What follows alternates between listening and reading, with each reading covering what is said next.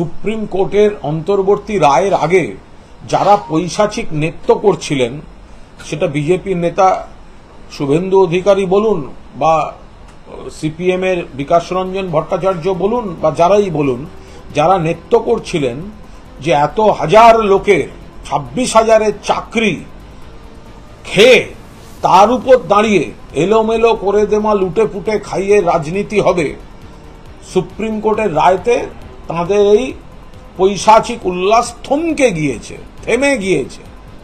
ফলে তারা তাদের মতো করে আদালত প্রসিডিংস ব্যাখ্যা করছেন।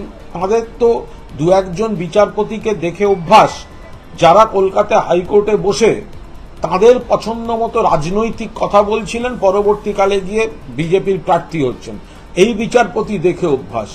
কিন্তু সুপ্রিম কোর্ট যখন আইনে চোখ দিয়ে দেখেছে, সুপ্রিম কোর্ট বলেছে পরবর্তী শুনানি পর্যন্ত কারুর চাকরি যাবে না, এতে হতাশ হয়ে গিয়েছে। ওরা চাকরি খাওয়ার রাজনীতি করে ভোটের কুৎসিত প্রভাব ফেলার চেষ্টা করছিল, চক্রান্ত করছিল, সেটা ধাক্কা খেয়েছে। তাই এখন আনুষঙ্গিক বড় বড় কথা বলে নাটক করে ইস্যুটাকে জিয়ে রাখার জন্য, মুখ রক্ষার জন্য এই চেষ্টা করে যাচ্ছে, আজে বাজে কথা বলে যাচ্ছে। ওয়েমার শিটের প্রকৃত কার কাছে আছে, মিরর ইমেজ কোথায় আছে, কেন আছে, তার কিন্তু স্পষ্ট উত্তর এখন পর্যন্ত পাওয়া যায়নি। এবং স্বাভাবিকভাবেই প্রত্যেক স্টেক হোল্ডারদের কথা সুপ্রিম কোর্টকে শুনতে হবে। সেজন্য একটা অন্তর্বর্তী স্থগিতাদেশ তারা দিয়েছেন এবং 16 জুলাই সম্ভব 16 জুলাই তো পরবর্তী শুনানির দিন। আমরা চাই যে যোগ্য যারা চাকরি প্রাপক আছেন তারা স্বপদে বহাল থাকুন, তাদের রক্ষা কবচ দিতে বিজেপি বদ্ধপরিকর, তাদের সহযোগিতা করতে।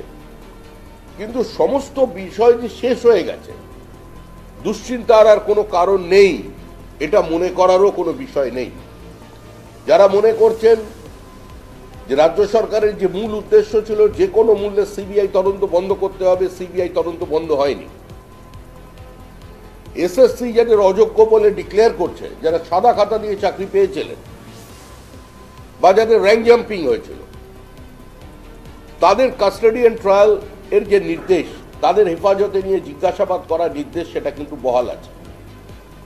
এবং তাদের কার্যত মুচলেখা দিয়ে টাকা ফেরত দেবেন, এটা মেনে নিয়ে চাকরি করতে পারবেন, এটাও বলা হচ্ছে। এর অর্থ কি?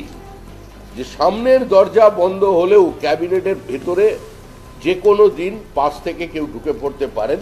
সেটা অবশ্য তৃণমূল কংগ্রেসের চিন্তার ব্যাপার, সেটা নিয়ে আমাদের কিছু বক্তব্য নেই।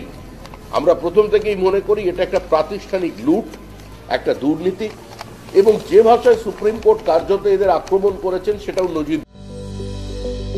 Welcome to K-Mall, a premium project by Kalim Group. K-Mall is in the heart of Kolkata's electronic, garment and lifestyle hub, Khidirpur.